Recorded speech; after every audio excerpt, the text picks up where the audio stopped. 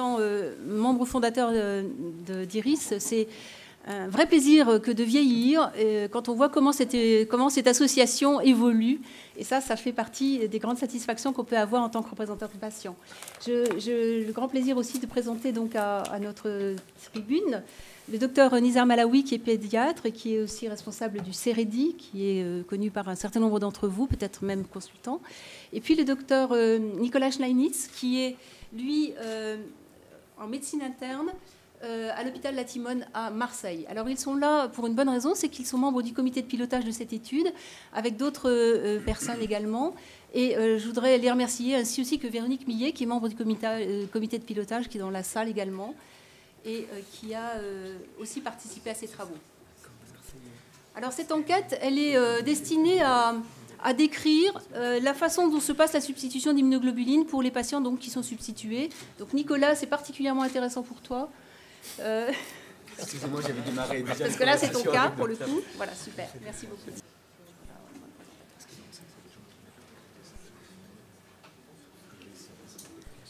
Nous y sommes. Toutes mes excuses pour ces problèmes de connexion qui sont si fréquents en informatique. Alors, on a donc conduit cette étude de décembre 2015 à mars 2016.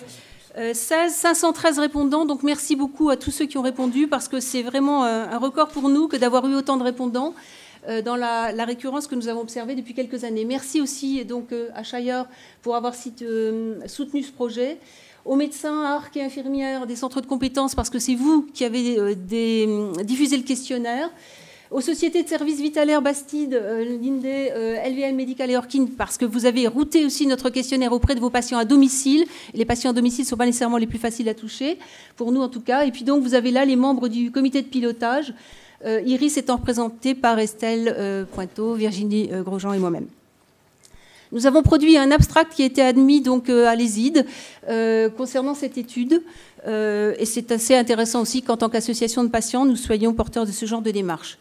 Alors, qui a répondu à cette enquête 52% de femmes, 48% d'hommes. Nous sommes relativement dans la proportion de la population française, je dirais. On a 24% de moins de 18 ans, et donc vous le voyez au-dessus, 18 à 60 ans, 52%, donc une majorité d'adultes, et 60 ans et plus, 25%. C'est aussi un des premiers constats, c'est qu'on a vraiment des vieux patients maintenant. Non, mais c'est vrai, on a des gens... Regardez les dates de naissance, 1934, hein, c'est notre doyen dans cette enquête. Voilà, c'est quand même édifiant. Au niveau des régions, on a une bonne représentation régionale. On a un petit trou sur la région Limousin, mais on est presque sûr qu'on a quand même eu des patients. Donc Chantal, il y a du travail. Chantal étant notre déléguée pour cette région, mais elle est très active, donc tout ça va bouger. J'ai quand même mis à côté, en plus petit, la carte à rapporter à la population, et donc je voudrais vraiment féliciter les Corses, puisque si on rapporte à la population, c'est eux qui vraiment ont beaucoup répondu à Santé Enquête, mais également, comme on le voit, PACA, la Lorraine et Pays de Loire. Et le Nord aussi. Dans les répondants, nous avons 55% donc, de répondants qui sont atteints d'un DICV ou d'une hypogammaglobulinémie, et puis d'autres pathologies que vous voyez sous classe d'IgG, Bruton, etc. Voilà. Alors, premier constat intéressant, c'est la question de la voie, donc IV ou sous-cutanée, et du lieu, hôpital ou domicile. Et donc, on voit que sur nos répondants, nous avons 75% de répondants qui sont à domicile. En fait, on se rend compte, sans doute grâce aux prestataires de services, que c'est plus facile de toucher les personnes à domicile, même si on sait que les médecins ont envoyé le questionnaire aussi à leurs patients. Et quand on regarde donc les personnes à domicile, on se rend compte que 12% des personnes à domicile sont en IV et 88% sont en sous-cutané. Donc ça, c'est un premier constat. A contrario, à l'hôpital, on voit que sur les 25% de répondants, nous en avons 96 qui sont en IV et un tout petit 4%, donc ça doit représenter 4-5 patients sur la base, sont en sous-cutané à l'hôpital.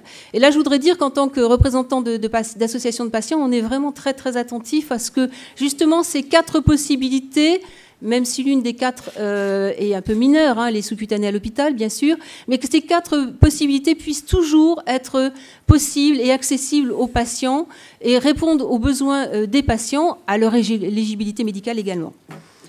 Alors, contexte de l'administration des immunoglobulines, 52% des répondants suivent le traitement sur le temps personnel. Mais si on regarde, je cherche la souris, voilà, 52% ici, mais on voit bien que quand on est substitué à l'hôpital, non, ça c'est la slide d'avant, voilà. À l'hôpital, 23% seulement sur le temps personnel et 61% quand on est à domicile. Donc on voit bien que le fait d'être traité à l'hôpital ou à domicile a une incidence sur le moment où ça se fait, pour des raisons assez objectives. 85% des répondants ont informé leur médecin de famille. Alors 85%, on a donc 15% des patients dont le médecin de famille n'est pas informé. Et moi, j'aurais envie de demander donc à mes médecins grands reporters, je dirais, comment ils voient ça. Est-ce que c'est important que le médecin de famille soit associé, informé ou pas? Alors, je ne sais pas. Nicolas, c'est vous qui commencez? Oui, peut-être pour la partie adulte, mais oui, la réponse est oui. Hein, c'est très important que les médecins soient bien sûr informés du diagnostic des patients et de leur prise en charge. Alors c'est vrai que peut-être, dans certains cas, on les informe peut-être pas suffisamment, notamment sur le traitement lui-même, en parlant de la substitution et la façon dont il faut le suivre, parce que ça se fait dans les centres de compétences. Donc peut-être de ce côté-là, il faut un petit peu améliorer les choses. D'accord. En tout cas, votre conseil aux patients, c'est d'informer leur médecin. Normalement, dans les comptes rendus de consultation ou les comptes rendus de visite à l'hôpital, les médecins traitants doivent être ajoutés à la liste des destinataires des courriers. Donc, ils doivent, si les patients n'ont pas forcément toujours informé leur médecin, probablement le médecin est quand même informé de la prise en charge du patient. D'accord. Alors après, on a eu quelques répondants comme ça, parce qu'il y avait des questions ouvertes qui disaient, en fait, mon médecin, il n'a jamais entendu parler, c'est pas très bien ce que c'est, ou voir, ça l'intéresse pas trop. Le taux résiduel est mesuré lors des bilans sanguins. C'est vous, Nicolas, qui aviez voulu cette question dans le questionnaire, justement. Voir si donc les patients avaient idée du taux résiduel. On se rend compte que oui, il est mesuré à 83%, non à 4% et 13%, je ne sais pas. Mais quand on regarde un petit peu ce que ça donne à l'hôpital et ce que ça donne à domicile, on voit qu'à l'hôpital, il est plus de 2 fois par an. À domicile, à contrario, la majorité, c'est 2 fois par an. Donc, je voudrais encore me retourner vers les médecins pour leur demander est-ce qu'il y a une bonne mesure? Est-ce qu'on fait ça trop souvent à l'hôpital ou pas assez à domicile? Est-ce que, je ne sais pas, comment voyez-vous les choses? Alors, oui, il y a plusieurs remarques. Je pense, habituellement, le taux résiduel, on recommande de le faire, en tout cas chez les adultes, environ 2 fois par an. Et puis, bien évidemment, en cas de souci, c'est-à-dire de maladies instables, d'épisodes infectieux un peu fréquents, on peut être amené à le répéter pour ajuster le traitement. Je pense que sur l'hôpital, il y a parfois des automatismes en hôpital de jour qui font que des bilans se font peut-être de façon un peu trop fréquente. Plus systématique. Et je pense que c'est ça la réponse à la fréquence du taux résiduel en hôpital de jour, en tout cas chez les adultes. Donc personnalisation en quelque somme. Je suis d'accord. Donc Nizar est d'accord. Alors, la tolérance, 39% donc, des répondants ont rencontré ou rencontrent un problème de tolérance. C'était dans l'année qui précède. Là, quand on regarde les différences hôpital-domicile ou IV sous-cutané, il y a une nuance, mais enfin, honnêtement, d'un point de vue, je dirais, statistique, elle n'est pas suffisante pour qu'on en fasse véritablement une conclusion. On a, ça c'est avec l'aide de Nicolas Schleinis que je remercie, classifié tous vos verbatims pour voir un petit peu quels pouvaient être ces types d'intolérances. Et on voit qu'il y en a vraiment de toutes sortes, entre les manifestations générales, neurologiques, cutanées, digestives. Et puis, bien sûr, des intolérances sévères. Donc, c'est évidemment du déclaratif patient. Mais enfin, honnêtement, quand on ne tolère pas une immunoglobuline, je pense qu'une immunoglobuline ou une cure, parce que ce n'est pas nécessairement lié au produit non plus, on ne peut pas corréler les intolérances à un produit. On observe bien cela sur la totalité des produits disponibles sur le marché aujourd'hui. Et du coup, c'est vrai que c'est quand même un sujet qui nous intéresse, parce que dans un traitement chronique, avoir une intolérance ou en tout cas des effets qui sont indésirables, c'est quelque chose qui, Monsieur Barlogis, concerne vraiment la qualité de vie, si on peut le dire ainsi. Alors, Je voudrais donc le redire aussi. Je crois qu'on a quelqu'un de la NSM, Monsieur Martin. Je ne sais pas s'il est là. En tout cas, ce qu'on voulait dire, hein, c'est que nous, on en a déjà parlé, et le fait d'avoir des chiffres nous intéresse aussi, puisqu'on peut les communiquer. On a une vraie base pour le dire. À la NSM, je vous invite aussi à signaler ces éléments. Il y a une possibilité de le signaler directement sur le site de la NSM. Donc, n'hésitez pas à le faire. Et maintenant, un autre chiffre, en cas d'intolérance grave, 58% donc des répondants ont changé d'immunoglobuline, mais on voit que 11% ont conservé la même sans autre changement, 13% ont eu une prémédication, et puis 11% ont joué sur la longueur, hein, la durée du traitement, ont rallongé en gros le traitement. Je ne sais pas, je me tourne à nouveau vers les médecins. Qu'en pensez-vous qu'est-ce que ces éléments sur la tolérance vous suggèrent ? Je crois que c'est très important de bien décrire les événements, les effets indésirables qui peuvent être effectivement parfois très sévères. Il y avait dans la description des chocs anaphylactiques, donc ça veut dire une réaction extrêmement sévère qui peut nécessiter des mesures de prise en charge, parfois en réanimation. Heureusement, très rarement, c'est tout à fait exceptionnel, mais cela peut arriver.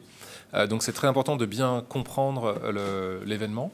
De bien analyser la situation et peut-être d'identifier des facteurs qui ont contribué. On voit bien que, par exemple, le débit de la perfusion peut jouer dans certaines manifestations d'intolérance un peu sévères, mais qu'en jouant là-dessus, ou d'autres facteurs par ailleurs, on peut ne plus avoir ces événements-là. Et bien sûr, si le produit en lui-même est incriminé, on va dire, ou responsable, on a la possibilité de changer d'immunoglobuline. Voilà. C'est ce qui est le cas pour beaucoup de ces patients. Nous, en tant qu'association, c'est vrai qu'on est très attentif à ce que les hôpitaux puissent offrir un choix de produits qui permettent précisément à un patient d'avoir le produit qui lui convienne, et y compris de le conserver si ce patient est amené à déménager, par exemple. Et on se rend compte que c'est bon, dans les grands établissements, on a tout le panel, mais dans de nombreux établissements, ça n'est pas nécessairement le cas. Alors, la perception du traitement, ça c'est juste très très rapide, juste pour vous montrer surtout le fait qu'on n'a pas de différence significative entre domicile, hôpital, IV et sous-cutané. 94% des répondants ont confiance en la sécurité virale des immunoglobulines, et il n'y a pas de différence selon le lieu et la voie. 94% se sentent pleinement en sécurité durant l'administration. C'est pareil, on n'a pas de différence lieu-voie, enfin significative en tout cas. Alors maintenant, un petit focus sur le traitement à l'hôpital. Pourquoi les gens veulent être traités à l'hôpital ? Eh bien, ils considèrent que ça les rassure d'avoir la présence de l'équipe soignante. 91%, c'est le premier sujet. Deuxièmement, ils considèrent que c'est nécessaire à leur suivi médical. Et troisièmement, ils ont le plaisir aussi de se retrouver avec des gens qu'ils connaissent. Il y a la dimension isolement de la maladie parfois. Dans les freins pour le domicile, c'est le fait de transformer son domicile en hôpital. La crainte d'un moindre suivi médical et la crainte d'une complication technique, des tuyaux qui se bouchent, disent certains. À 70% des patients qui sont à l'hôpital, leur médecin a proposé d'aller à domicile. Et quand il l'a proposé à 64% en sous-cutané. Et seulement à 19%, il a donné le choix. Alors, la question, c'est qu'on voit bien que la sous-cutanée a ouvert la possibilité d'aller se traiter à domicile, et donc je voudrais me retourner vers les médecins et leur dire, alors, les IV à domicile, est-ce possible ? Oui, bien sûr, les immunoglobulines intraveineuses au domicile, c'est tout à fait possible. Ça nécessite néanmoins une formation du patient, de l'entourage, mais cela est bien sûr possible si le patient a bien compris les avantages, les inconvénients, les mesures à prendre, informer son médecin traitant par exemple, pour revenir à la discussion tout à l'heure, en est une parmi d'autres. D'accord. Même avis chez l'adulte, je pense, oui. D'une infirmière peut-être ou... Alors, il y a le rôle des infirmières à domicile est important, et je vous invite peut-être que je parle dans le micro, c'est mieux. Je vous invite à regarder sur le site internet du CEREDI, où il y a un film d'animation que nous avons construit avec Iris et avec l'équipe infirmière de Necker, où on présente tout ce qui doit être fait quand on prévoit de prendre cette voie, c'est-à-dire l'intraveineuse à domicile. Alors, la question qui reste, mais que je ne vous pose pas, c'est pourquoi certains médecins ne pensent-ils pas à proposer l'IV à domicile ? Mais quand on a des patients avertis, Alors, le traitement à domicile, cette fois-ci, quand on regarde les motivations pour le traitement à domicile, bien, vous voyez, on trouve massivement le choix du moment, plus de déplacements, parce que tout le monde n'habite pas à proximité d'un hôpital, le gain de temps que cela représente, et aussi un moindre absentéisme scolaire ou professionnel. A contrario, les freins pour aller à l'hôpital, le premier, c'est l'éloignement de l'hôpital. Ensuite, le refus d'aller à l'hôpital, un petit peu la saturation. Hein. Et enfin, la crainte des infections pour une petite minorité, une grosse minorité, 46% quand même. Alors, quand on regarde les sous-cutanés, en quelle année avez-vous commencé votre traitement? On voit vraiment que 34% à partir des années 2005-2008, 48%, donc vraiment l'arrivée des sous-cutanés ont marqué le démarrage à domicile. Je crois que beaucoup de médecins ont accepté de voir sortir des produits dérivés du plasma à partir du moment où ils étaient infusés, je dirais, en sous-cutané. 83% des répondants ont été formés pour passer à domicile. Donc 83%, c'est beaucoup, mais ce n'est pas 100%. C'est la première chose qu'on pourrait constater. Et quand on regarde selon la voie, on voit que 33% des patients en IV ne sont pas formés pour aller à domicile. Et peut-être que ça peut se comprendre parce qu'il y a une infirmière, a priori, qui est là pour cela. Mais qu'en pensez-vous vous-même ? Oui, je reviens juste sur la question précédente de l'intraveineuse à domicile pour dire qu'il y a quand même probablement des équipes médicales ou des médecins qui ont aussi un frein à le proposer à leurs patients, de crainte d'effets secondaires qu'ils ont vécu des raisons médicales au préalable. Donc c'est vrai qu'il faut qu'il y ait une discussion, mais ça peut être un des éléments d'explication. Pour la formation pour les IV à domicile, c'est vrai qu'habituellement, les patients à qui on va proposer l'intraveineuse à domicile sont des patients qui ont déjà bénéficié de l'intraveineuse en hôpital de jour pendant un temps souvent assez long et qui finalement reproduit à domicile ce qui se passe à l'hôpital. C'est-à-dire qu'il y a une infirmière qui est présente. C'est vrai qu'elle n'est pas présente tout le temps, donc ça change un petit peu. Et peut-être de ce côté-là, il y a un peu plus de formation à faire ou à formaliser. Mais en général, on estime que le patient connaît un petit peu la démarche et il est souvent prévenu que la surveillance sera moins importante qu'à l'hôpital. Alors, juste pour l'information, comme ça, j'ai rencontré des patients britanniques qui pratiquent l'IV à domicile sans infirmière. C'est apparemment quelque chose qui est à regarder. Après, je ne sais pas ce que ça veut dire, mais avec une aiguille papillon sur la main, comme le font les hémophiles aujourd'hui, mais je sais que ce n'est pas les mêmes quantités. En tout état de cause, il y a une pratique qui se développe au Royaume-Uni là-dessus, à voir. Alors, 88, donc ça on l'a vu déjà, pardon. Alors, la prescription des IG, c'est un sujet pour les patients. On voit que, vous voyez, la durée de prescription est un petit peu variable. Donc, moi, peut-être un point d'information des médecins, c'est comment c'est prescrit, pour combien de temps.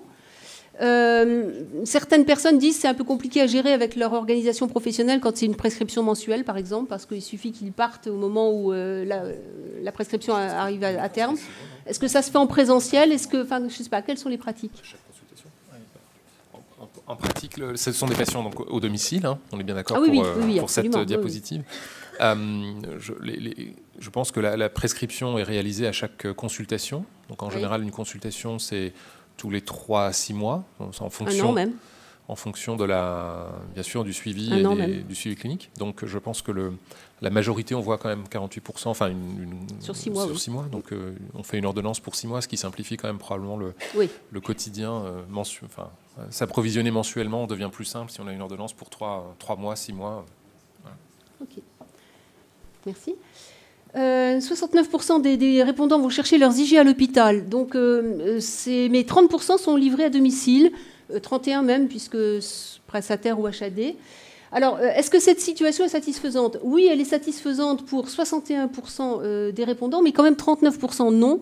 Ces 39% vivent un petit peu comme une difficulté le fait de prendre l'option d'un traitement à domicile et de devoir aller chercher ces immunoglobulines à la pharmacie hospitalière. Pour certains d'entre eux, d'ailleurs, c'est pas, je veux dire, la porte à côté nécessairement. Il peut y avoir 10, 20, 30 km, voire plus à faire.